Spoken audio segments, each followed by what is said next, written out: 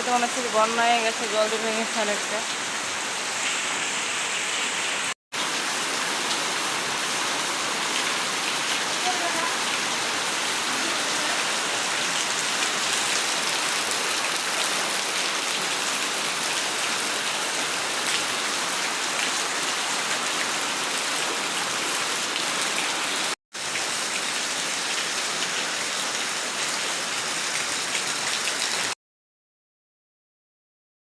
সকাল সকালে এত বৃষ্টি হচ্ছে আর কি বলবো, জলে তো আমাদের ঘরটা পুরো ভিজে গেছে।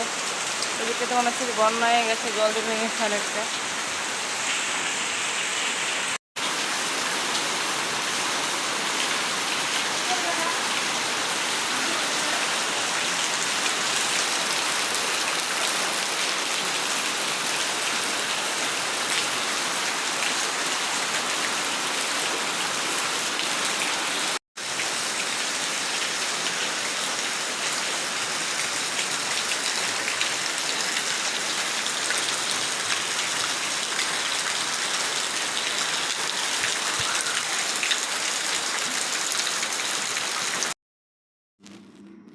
আর সত্যি কথা বলতে তোমাদের কী বলবো, মানে বৃষ্টির দিন হলেও না এতটা কষ্ট হয়, মানে এতটা কাজ বেড়ে যায়। এমনিতেও বাচ্চা কাচ্চা নিয়ে মানে কাজের মানে শেষ থাকে না, তারপর তো আবার এক্সট্রা কাজ। আর বৃষ্টি হলে পরে না মানে কাজগুলো জমে থাকে, মানে টাইম তো চলে যাচ্ছে সেটা তো মানে জানা যায় না। মানে তার মধ্যে কাজটা করে মানে কাজ করে মানে টাইম পাওয়া যায় না, মানে এতটাই তোমার দৌড়াতে হয়। বৃষ্টির দিন প্রায় 9টা বাজে গেছে, এখন থালা বাসন মাজা হয়নি। তো থালাগুলো মনে হচ্ছে ভাবছি দেখি রান্না করবো, এদিকে আবার ছেলে স্কুল যাবে, ছেলে রান্না করছে, তার সংসারে চলে মানে একা একা সামলাতে মানে কী বলবো না, অনেকটা মানে হাঁপিয়ে গেছি এই কথা বলতে। আমি বলে না যে যদি একজন থাকে হেল্প, মানে অনেকটা সাপোর্ট হবে, তো আমার তো সেরকম হেল্প মানে কেউ নেই। আমি তো বাড়িতে নিয়ে একা থেকে 2টো বাচ্চা নিয়ে মানে ভীষণ মানে কষ্ট হয়।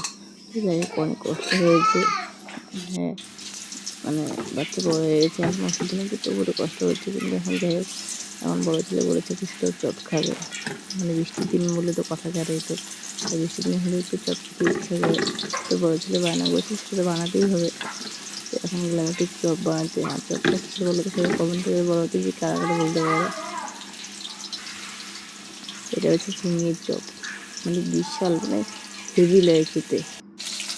গরম গরম হয়ে গেছে, তুলে নিচ্ছি, পুরো টেস্ট খুব ভালো লাগে। আর আমার ছেলে আমি তো আমাদের প্রায় জীবনে বানিয়ে বানিয়ে খাই, খুব ভালো লাগে।